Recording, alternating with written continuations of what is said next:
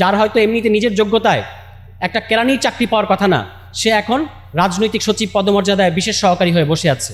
এবার অথচ এই বিএনপি দলের অসংখ্য বঞ্চিত নেতাকর্মী, নির্যাতিত নেতাকর্মী আপনার প্রধানমন্ত্রীর ধারে কাছেও ঘেঁষতে পারেন, তাদেরকে প্রধানমন্ত্রী গাড়ির আগে পিছিয়ে দৌড়াতে হয়। আর দলছুট ব্যক্তিদেরকে উনি কাছে বসিয়ে রেখেছেন। এটাই হচ্ছে মাননীয় প্রধানমন্ত্রী জনাব তারেক রহমানের প্ল্যান। যারা নিজেদের দল টল ছেড়ে চলে এসেছে একটা সরকারি পদের জন্য, এই সমস্ত ব্যক্তিদেরকে তারেক রহমান জনাব প্রধানমন্ত্রী তারা আশেপাশে বসিয়ে দিয়েছেন এবং তারা জনগণের পয়সায় জনগণের অন্ন ধ্বংস করে বিরোধী দলের চরিত্র হনন, বিরোধী দলের বিরুদ্ধে সারাক্ষণ কুৎসা রটনা করছে।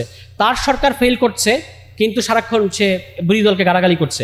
এই ধরনের ব্যক্তিবর্গ এখন কিন্তু মাননীয় প্রধানমন্ত্রী অত্যন্ত ঘনিষ্ঠ। বিএনপি সরকারের 6 মাস হয়েছে, 180 দিন। এখন তারা বলা শুরু করেছে 6 মাস কি যথেষ্ট সময়? কিন্তু তারা কিন্তু অন্তর্বর্তী সরকারকে 6 দিন সময় দেয় না।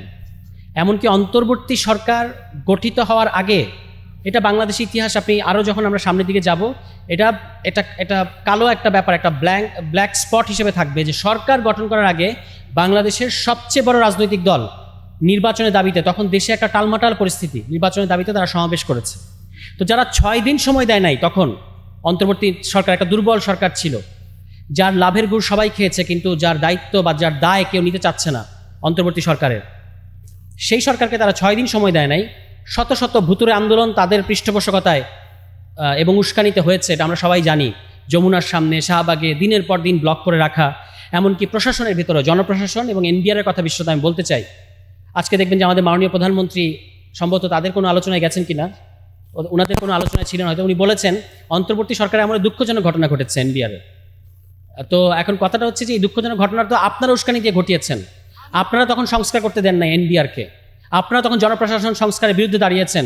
ব্যাংক রেজলিউশন অ্যাক্ট আপনারা পাশ করতে দেন নাই, কিংবা পরে একটা বিতর্কিত ধারা যুক্ত করেছেন, এবং এই কারণে আপনারা আইএমএফের লোন পান নাই। আইএমএফের সামিটে অর্থমন্ত্রী গিয়েছিলেন এবং তার দলবল নিয়ে গিয়েছিলেন, উনি ফেরত এসেছেন শূন্য হাতে। সিম্পলি আইএমএফ খুব ক্যাটাগরিক্যালি বলেছিল যে আপনারা এনবিআর সংস্কার করেন নাই, মানে পৃথকীকরণটা নিশ্চিত করছেন না, এবং ব্যাংক রেজলিউশন অ্যাক্ট আপনারা যেহেতু এরকম একটা কালো কানুন ঢুকিয়ে দিয়েছেন যেখানে বিতর্কিত এবং ডিফল্টার যে সমস্ত প্রতিষ্ঠান আছে তারা আবার মালিকানা ফেরত পাবে, কাজে আমরা আপনাদেরকে ঋণ দেব না।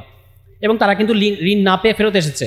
এবং বাজেটের আগে পরে অর্থমন্ত্রীর কথার তুবড়িতে কিন্তু আমরা থাকতে পারি নাই। 1.5 কোটি কর্মসংস্থান হবে, স্মার্ট ইকোনমি হবে, এই হবে সেই হবে। এখন দেখেন উনি একেবারে চুপসে হয়ে গেছেন, কারণ উনি বুঝতে পারছেন যে উনাদের ভুল পলিসির কারণে আজকে যে অর্থনৈতিক সংকট সহ অন্যান্য সংকট তৈরি হয়েছে, এটা অন্যরা যতই বলুক উত্তরাধিকার সূত্রে এটা তারা নাকি পেয়েছে। কিন্তু উনি খুব ভালো করেই জানেন, যেহেতু উনার ব্যর্থতার ইতিহাসটা অনেক পুরনো। মানে এখন যিনি অর্থমন্ত্রী, তিনি 2001-06 সালে ওই সরকারের বাণিজ্যমন্ত্রী ছিলেন এবং সিন্ডিকেট সহ বিভিন্ন অপকর্ম এবং দুর্নীতির মধ্যে এমনভাবে তার মন্ত্রণালয় জড়িয়ে গিয়েছিল যে তাকে কিন্তু বেগম খালেদা জিয়া, তৎকালীন প্রধানমন্ত্রী এবং দেশনেত্রী, তিনি কিন্তু মেয়াদ পূর্ণ করতে দেন নাই, তাকে পদত্যাগ করতে হয়েছিল এই তৎকালীন বাণিজ্যমন্ত্রীকে। তো ওই পরীক্ষিত ফেইলিয়র আজকে অর্থমন্ত্রী, পরীক্ষিত ফেইলিয়র তৎকালীন বিদ্যুৎ প্রতিমন্ত্রী, আজকে বিদ্যুৎ মন্ত্রী। তো তাদের দিয়ে বিএনপি 20 বছরে this is plan, I have a plan, this is BNP's plan. সরকারে আসার আগে বলেছে তারা যে আমাদের অনেক প্ল্যান আছে, এখন তারা বিরোধী দলকে বলছে আপনাদের প্ল্যান দেন। তো আপনি সরকারে আসার আগে বলেন আপনাদের অনেক প্ল্যান, এখন বিরোধী দলের কাছে প্ল্যান চান কেন? তাও ভালো যে চেয়েছেন। এনিওয়ে, এখন এই টপিকে আমি বলি যে এটা অলরেডি ওনারা তো এই বিষয়ে বিশেষজ্ঞ ব্যক্তি ওনারা বলেছেন। একটা খুব সিম্পল জিনিস হচ্ছে, এই আইনটা যদি আপনারা পড়ে দেখেন, যেহেতু গুম হয়েছে কি হয় নাই এটা ফয়সালা করবে পুলিশ এবং আইনশৃঙ্খলা বাহিনী। ওই খসড়া আইনেই তারা স্বীকার করছে যে এই সরকারি বাহিনীগুলোই কিন্তু এই ধরনের সম্ভাব্য গুমের সাথে জড়িত থাকে এবং তারাই ঠিক করবে গুম হয়েছে কি হয় নাই। এখন যদি আপনি ফলস তথা মিথ্যা অভিযোগ করেন, কোট আনকোট মিথ্যা অভিযোগ করেন, যেটা তাদের কাছে মিথ্যা মনে হচ্ছে, তাহলে যারা অভিযোগকারী, মানে ওই পরিবার, যিনি গুম হয়েছেন তার পরিবার, তাদেরই কিন্তু 5 বছরের জন্য কারাগারে থাকতে হবে বা জেল খাটতে হবে বা সাজা পেতে হবে। এরকম মানে আপনি যিনি ভিকটিম, যারা গুমের ভিকটিম, তাদেরকে উল্টো শায়েস্তা করার একটা রাস্তা ওনারা করেছেন। এভাবেই মানে বিএনপির পরিকল্পনা এগিয়ে যাচ্ছে। 31 দফার কথা তারা খুব বড়সড় করে বলেছে, তারা 31 দফা বাস্তবায়ন করবে। এখন দেখবেন মাননীয় স্বরাষ্ট্রমন্ত্রী সরাসরি 32 দফা 33 দফায় চলে গেছেন।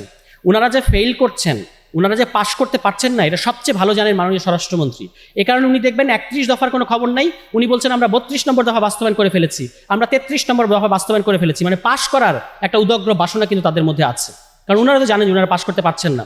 এখন ভাই, আগে আপনারা 31 দফা বাস্তবায়ন করেন, পরে 32 আর 33 নম্বরের কথা বললেন। 31 দফা তো বাস্তবায়ন করতে পারছেন না, 31 দফার দফা রফা করে দিয়ে এখন ওনারা 32 নম্বর দফার দিকে ছুটেছেন। এবং সর্বশেষ যেটা আমি বলবো যে দেখবেন একটা ঘটনা, খুব উদ্বেগজনক ঘটনা ঘটেছে গতকালকে হবিগঞ্জে। একটা সাবেক সমন্বয়ক বৈষম্যবিরোধী ছাত্র আন্দোলনের বাচ্চা একটা ছেলে একসময় একটা ভুল করে একটা কথা বলে ফেলেছিল, অনভিজ্ঞ এবং বোঝে নাই হয়তো। তার প্রতি পুলিশের আক্রোশটা খেয়াল করবেন। এখান থেকে আপনি বুঝবেন যে পুলিশ কিভাবে আগের মতো আছে। তারা বিদ্যুৎ এবং জ্বালানির দাবিতে একটা মানববন্ধন কিংবা একটা হয়তো মিছিল করার পরিকল্পনা করেছিল। এটা তো আমাদের গণতান্ত্রিক অধিকার, সংবিধান স্বীকৃত অধিকার। তো সেটা তারা করবে না? তারা কি কোনো গোপন কর্মতৎপরতা কিংবা সন্ত্রাসী কর্মতৎপরতা করেছে? এই যে তারা একটা মিছিল করতে যাবে, সেখানে তাদেরকে মিছিলটা করতে দেওয়া হলো না, তাকে ধরে নিয়ে যেভাবে টেনে হিচড়ে মানে পুলিশ ভ্যানে প্রায় ছুঁড়ে ফেলার মতো করে ছুঁড়ে ফেলে দেওয়া হলো। এবং আজকে আমরা জানতে পেরেছি তাকে ছেড়ে দেওয়া হয়েছে, কিন্তু মুচলেকা নেওয়া হয়েছে যে তিনি আর রাজনীতি করতে পারবেন না। এখন ওই মেহেদী ছেলেটা তো কোনো রাজনৈতিক দলের সাথে জড়িত নাই, বিভিন্ন ইস্যুতে প্রতিবাদ করে। এটা প্রতিবাদী জেনারেশন, প্রতিবাদ মানে তারা প্রতিবাদ করাটাকেই ঠিক মনে করে। এখন তাদেরকে আপনি প্রতিবাদটাও করতে দেবেন না। এবং ওই যে একটা ভুল কথা সে বলেছিল, এই কারণে পুলিশ এমনভাবে তার প্রতি আক্রোশ যে সুযোগ পেলেই তাকে একেবারে মেরে নাস্তানাবুদ করার মতো একটা বাসনা পুলিশের মধ্যে আছে। তো পুলিশ যদি আপনি আগের মতো চালান তাহলে তো পুলিশ এরকমই করবে। এভাবে করে সকল রাষ্ট্রীয় প্রতিষ্ঠান, দলীয় প্রতিষ্ঠানগুলোকে তারা কলুষিত করে এবং দলছুট বিভিন্ন মানে ব্যক্তিদেরকে যারা নিজেদের দল টল ছেড়ে চলে এসেছে একটা সরকারি পদের জন্য, এই সমস্ত ব্যক্তিদেরকে তারা তারেক রহমান জনাব প্রধানমন্ত্রী তারা আশেপাশে বসিয়ে দিয়েছেন। এবং তারা জনগণের পয়সায় জনগণের অন্ন ধ্বংস করে বিরোধী দলের চরিত্র হনন, বিরোধী দলের বিরুদ্ধে সারাক্ষণ কুৎসা রটনা করছে। তার সরকার ফেল করছে কিন্তু সারাক্ষণ সে বিরোধী দলকে গালাগালি করছে। এই ধরনের মানে ব্যক্তিবর্গ এখন কিন্তু মাননীয় প্রধানমন্ত্রী অত্যন্ত ঘনিষ্ঠ, যার হয়তো এমনিতে নিজের যোগ্যতায় একটা কেরানির চাকরি পাওয়ার কথা না, সে এখন রাজনৈতিক সচিব পদমর্যাদায় বিশেষ সহকারী হয়ে বসে আছে। এবার অথচ এই বিএনপি দলের অসংখ্য বঞ্চিত নেতাকর্মী, নির্যাতিত নেতাকর্মী আপনার প্রধানমন্ত্রীর ধারে কাছেও ঘেঁষতে পারেন, তাদেরকে প্রধানমন্ত্রী গাড়ির আগে পিছিয়ে দৌড়াতে হয়। আর দলছুট ব্যক্তিদেরকে উনি কাছে বসিয়ে রেখেছেন। এটাই হচ্ছে মাননীয় প্রধানমন্ত্রী জনাব তারেক রহমানের প্ল্যান। তো এই যে এই ধরনের আইন তারা করেছেন, তারা যদি মনে করেন যে আবারও গুম করবেন, আবারও মানবাধিকার লঙ্ঘন করবেন, বিএনপির একটা জিনিস বোঝা উচিত যে তারা কিন্তু ক্ষমতায় আসলে কতগুলো জিনিস বারবার ঘটে। তারা ক্ষমতায় আসলে কনসার্ট ঘটে, তারা ক্ষমতায় আসলে ফুলবাড়িয়া ঘটে, তারা ক্ষমতায় আসলে শনি রাখরায় ঘটে। রানিং এমপি জনগণের ধাওয়া খেয়েছে, বিদ্যুৎ দিতে পারেন না, জ্বালানি দিতে পারেন না, এই কারণে। সেই একই প্রবণতাগুলো কিন্তু এখনও আলামতগুলো পুরোপুরি ফিরে এসেছে। এবং আপনারা দেখবেন, এটা বলেই শেষ করি, যে তারা সামনের নির্বাচন মূল ইঞ্জিনিয়ারিংটা তারা করবে তত্ত্বাবধায়ক সরকার ব্যবস্থা, মানে নির্দলীয় সরকার যার অধীনে নির্বাচন হওয়ার কথা, এটা যেন তারা করতে পারে। এজন্য ইতিমধ্যেই তাদের একজন দলীয় ব্যক্তিকে নির্বাচন কমিশনে তারা বসিয়ে দিয়েছে। তো এভাবেই বিএনপির প্ল্যান এগিয়ে চলছে। বাংলাদেশের মানুষও এখনো পর্যন্ত দেখে যাবে। লাস্ট একটা জিনিস বলি যে ফ্যামিলি কার্ডের আপনি একটা দিক দেখতে পাচ্ছেন যে তাদের এই ফ্যামিলি কার্ডের নামে ইউএনওদের সরকারি কর্মকর্তা কর্মচারী যারা কিনা অনেক পরিশ্রম করে ওই জায়গাটায় যায়, তাদেরকে নাজেহাল হেনস্থা করছে বিএনপির অশিক্ষিত অ্যাক্টিভিস্টরা, অশিক্ষিত দলীয় নেতাকর্মীরা। তারা দেখবেন যে জবাই করব, তারপর হচ্ছে আছাড় মারবো, লাথি মেরে বের করে দেবো, এইগুলো কথাবার্তা ইউএনওদেরকে বলছে। কেন? কারণ তাদের দেওয়া যে তালিকা, এই তালিকাগুলো কিন্তু ইউএনওরা নিচ্ছেন না। যারা নিচ্ছেন না তাদের সাথে তারা এ ধরনের আচরণ করছেন। আছাড় মেরে নাকি তারা ইউএনওদেরকে পদ থেকে বের করে দেবেন। তো এইভাবেই যদি তারা সমস্ত কিছুতে দলীয় পুনর্বাসন করেন এবং ইউএনওদেরকে অপদস্থ করেন, সরকারি কর্মকর্তা কর্মচারীদের অপদস্থ করেন, এগুলো তো মামাবাড়ি আবদার না, আপনাদের মানে দলীয় দোকান নাই এই রাষ্ট্রীয় প্রতিষ্ঠানগুলো, যেখানে আপনারা তাদেরকে এভাবে অপমান করবেন। তো সেটাই তারা করে যাচ্ছে এবং মনে করছে যে মানুষ আসলে কিছু বলবে না।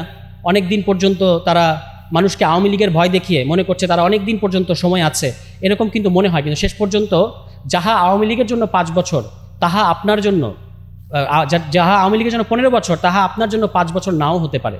এবং আপনি যদি মনে করেন যে আপনার আগামী 10 বছর একেবারে নিশ্চিন্ত, সেটা সবসময় যে হবে ব্যাপারটা এরকম না। যে কোনো সময় মানুষের ক্ষোভ বিস্ফোরণে পরিণত হতে পারে। সবাই ভালো থাকবেন। আসসালামু আলাইকুম।